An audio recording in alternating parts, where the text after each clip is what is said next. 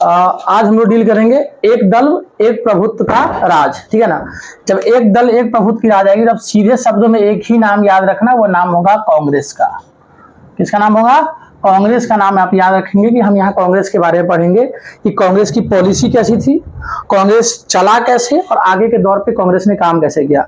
यहाँ मैंने कुछ पॉइंट्स बना दिए हैं, पहले हम उस पॉइंट्स को डील करेंगे और फिर आपको हम बताएंगे कि कांग्रेस के दौर में किस प्रकार से शासन हुआ और किस प्रकार से देश जो है एक देश को लोकतांत्रिक ढांचा मिला था जब कांग्रेस का शासनकाल था भारत में। देखिए सबसे पहली बात क्या हुई थी, जब हम 47 में आजाद हुए थे तो हमें आजादी मिल गई थी, हम पूरे तरीके से आजाद हो गए थे। ठीक है ना। लेकिन आजादी मिलने के साथ साथ हम वहां से और क्या नहीं कर पाए, स्विच ऑन कर देना। आजादी तो हमें मिल गई, लेकिन आजादी मिलने के साथ साथ क्या हुआ कि हम क्या नहीं कर पा रहे थे, हम अपना एक डेमोक्रेटिक ढांचा नहीं बना पा रहे थे, जिसको कहते हैं कि लोकतांत्रिक तौर तरीके से सरकार को नहीं चला पा रहे थे। ठीक है ना। तो लोकतांत्रिक तौर पर सरकार नहीं चल पा रही थी। अब जब लोकतंत्र ही उस टाइम पे नया नया था या लोकतंत्र का स्टार्टिंग पीरियड था, तो आप कैसे उम्मीद कर सकते हो कि कौन सा तरीका ठीक होगा या कौन सा नहीं होगा। तो सबसे आसान तौर पर था कि भैया अगर आपने लोकतंत्र बनाया है तो आपको चुनाव कराना होगा। अब चुनाव कराना समझिए एक तरह से हो गया था बंदर का खेल। किसी को भी पता नहीं था कि देश में चुनाव होता कैसे है, चुनाव कराते कैसे हैं। और उस टाइम पे भी देश में एक ही सरकार, एक ही गवर्नमेंट पार्टी थी जिसका दबदबा था, जिसका वर्चस्व था, वो थी भारतीय राष्ट्रीय कांग्रेस, इंडियन नेशनल कांग्रेस, जिसको हम आईएनसी बोलते हैं। कांग्रेस तो आजादी से पहले भी थी और कांग्रेस ऐसा तो है नहीं कि कांग्रेस बाद के वर्षों बन के आई। कांग्रेस की स्थापना तुम्हारा 1885 को होता है, ध्यान रखिएगा 1885 को एक अंग्रेज ऑफिसर A.O. ह्यूम ने भारतीय राष्ट्रीय कांग्रेस की स्थापना की थी, जिसका मेन पर्पस था अंग्रेजों और भारतीयों के बीच में समन्वय बैठाना, मतलब एक तरह से सेटलमेंट का काम ये करती थी। और बाद के वर्षों में इसी के छाया तले भारतीय आजादी के स्वतंत्रता संग्राम का बिगुल भी फूका गया। 47 में हम आजाद होते हैं, फिर शुरू होता है संविधान बनने का दौर।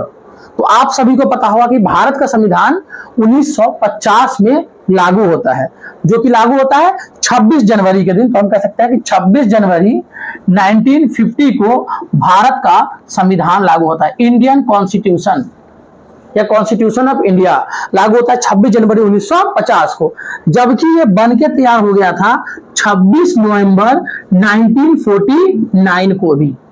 इसी डेट को बनके तैयार हो गया था, क्योंकि हमने 26 जनवरी के दिन पूर्ण स्वतंत्रता की मांग की थी और अपना राष्ट्रीय ध्वज फहराया था। इसीलिए हम इस डेट को हम 26 जनवरी के दिन में ही यूज करने लग गए कि कोई अच्छा दिन है, क्यों ना इसको यूटिलाइज किया जाए। अब हमारा संविधान बन गया। संविधान बना तो एक लोकतांत्रिक देश का संविधान बना, एक डेमोक्रेटिक देश का संविधान बना।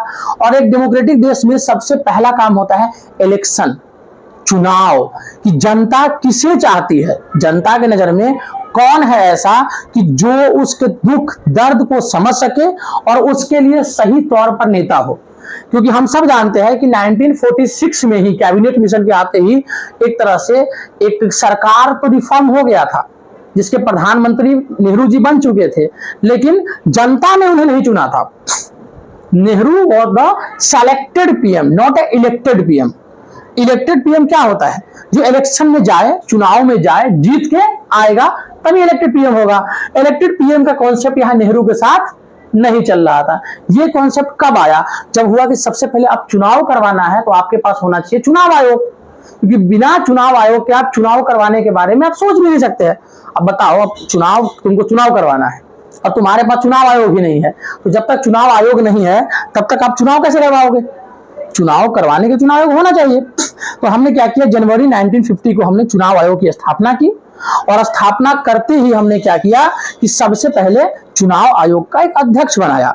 जो सबसे पहले भारतीय चुनाव आयोग के अध्यक्ष थे उनका नाम था सुकुमार सेन। देखिए यहाँ पे लिखा होगा, सुकुमार सेन जो थे वो पहले चुनाव आयोग के अध्यक्ष बनाए गए भारत के। तो कह सकते हैं भारत के चुनाव आयोग के पहले अध्यक्ष थे सुकुमार सेन। यहाँ लिखिए एक एक पॉइंट को हम डील करेंगे और यही इस चैप्टर का एमसीक्यू है।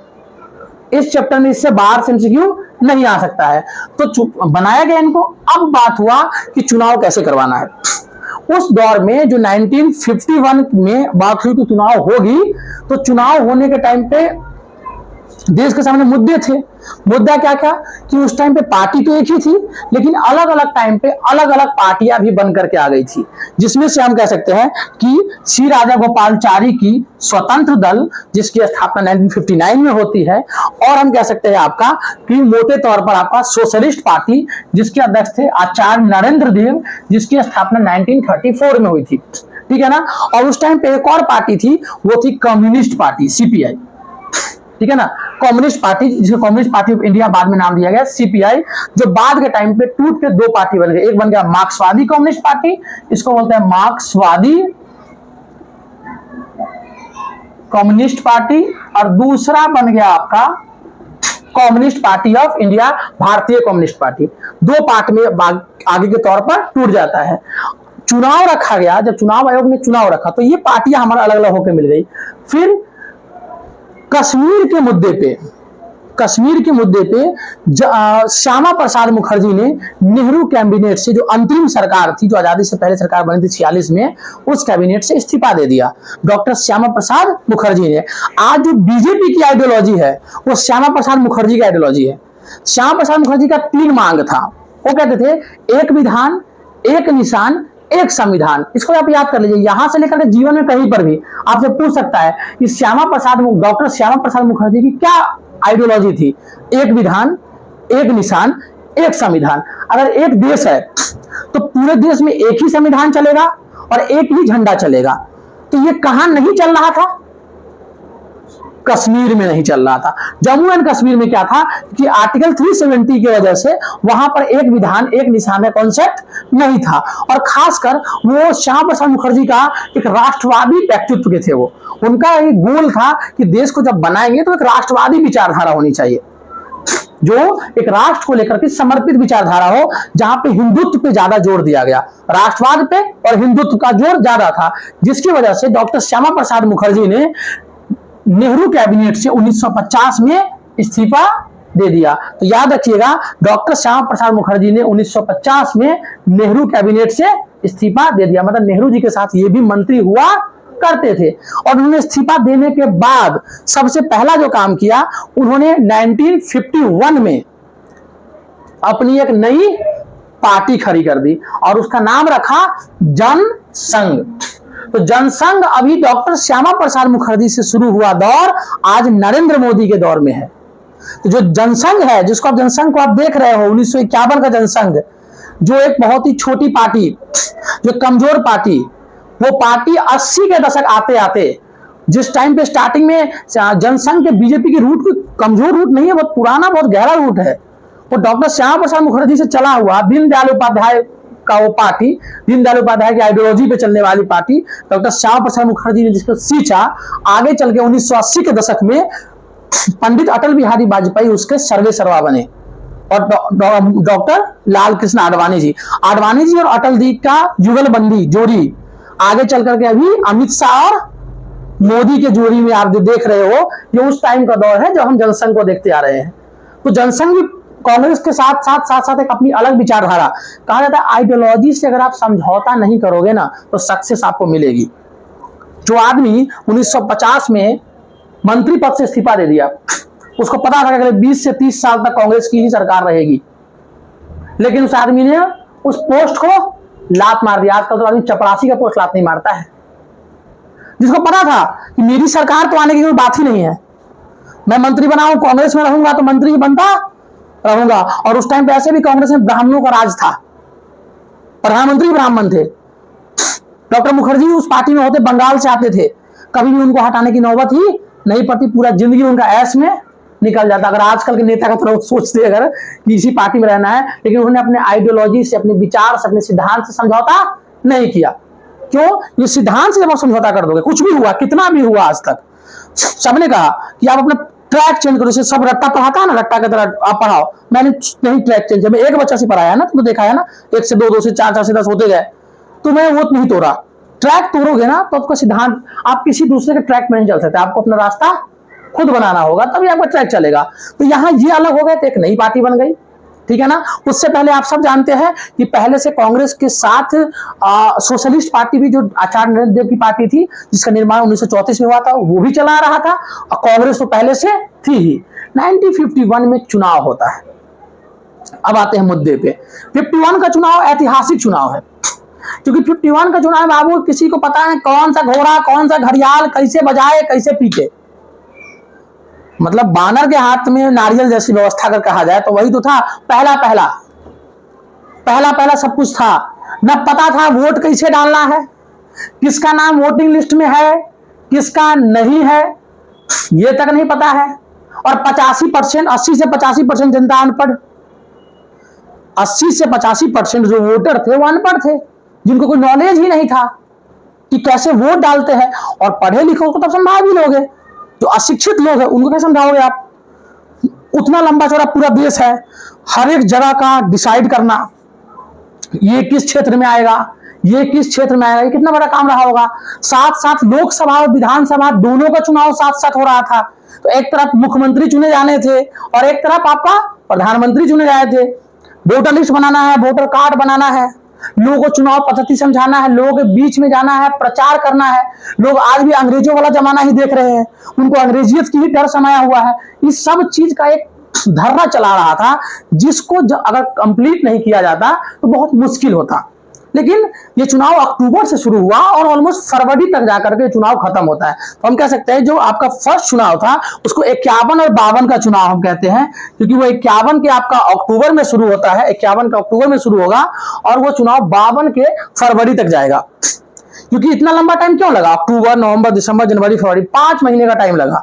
अब ये 5 महीने का टाइम लगने के पीछे रीजन क्या था, तो ये सारी प्रॉब्लम्स हमने आपको बताई कि इन सारे प्रॉब्लम से जूझने की वजह से हमें इतना टाइम लग गया। अब चुनाव हुआ, सबको पता था कि रिजल्ट क्या आना है, क्योंकि पूरे भारतवर्ष में और कोई भी पार्टी ऐसी थी जिसके पास अपना सबसे अच्छा काडर था, वोट बैंक था, तो वो आपका कांग्रेस ही थी। लोग समझते थे कि गांधी जी के उत्तराधिकारी है, गांधी और नेहरू के आदर्श है, तो नेहरू और गांधी से बड़ा नेता उस टाइम पे कोई भी नहीं था। तो इस चुनाव में आप देखते हैं कि लगभग आपको 364 मतलब 364 सीट्स, याद रखिएगा आपका 364 सीट्स आपके कांग्रेस के हाथ में आती है जब पहला आम चुनाव होता है। ध्यान रखिएगा, पहले आम चुनाव के बाद आपका 364 सीट कांग्रेस के पास आती है और आपका टोटल सीट्स होते हैं 489। आपको ध्यान रखना है, उसमें से 364 सीट कांग्रेस के पल्ले पड़ता है। तो आप इसको ध्यान रखेंगे कि 364 सीट्स मिलता है, एकदम ये क्वेश्चन याद ही रख लेना है। 364 कांग्रेस के पास होगा और टोटल था 3, कितना था टोटल, कितना था 469। इस इतने सीटों में से आपका टोटल सीट आपका कांग्रेस के हाथ में आता है पहले आम चुनाव में, ठीक है ना, कांग्रेस जीतती है। लेकिन दूसरे नंबर पर जो पार्टी होती है वो होती है आपकी CPI, communist party of India. लेकिन इसका मतलब ये नहीं कम्युनिस्ट पार्टी कमजोर थी, कांग्रेस पार्टी के भी काडर और उसके कार्यकर्ता पूरे देश में जगह जगह जगह जगह फैले हुए थे, उसका भी काडर था। और ये भी नहीं है कि कांग्रेस को इतने सीटें मिली तो इसका कोई मतलब नहीं है कि सभी जनता ये चाहती थी कि कांग्रेस ही जीते। वोटों का बिखराव ने भी कांग्रेस को जिताने में अहम भूमिका निभाई थी कि अलग अलग पार्टी, कुछ सोशलिस्ट पार्टी ने वोट ले लिया, कुछ कम्युनिस्ट पार्टी ने ले लिया, कुछ जनसंघ ने ले लिया, कुछ स्वतंत्र दल ने ले लिया। सबकी सीट बदलने की वजह से क्या होता है कि टोटल आपका सीटों का बंटवारा होता है और ये सीटों का बंटवारा डिसाइड क्या करता है कि यहां पर आपका कांग्रेस विजयी होकर के आ जाती है। तो ये दौर था 50 से 51 का दौर था जहां कांग्रेस विजयी होती है, कांग्रेस की सरकार बनती है। अब कांग्रेस की सरकार बनी और पूरे तौर पे हम कह सकते हैं कि ये एक तरह से कह सकते हैं कि भीमराव अंबेडकर के जीवन का जो परम लक्ष्य था कि देश में क्या हो,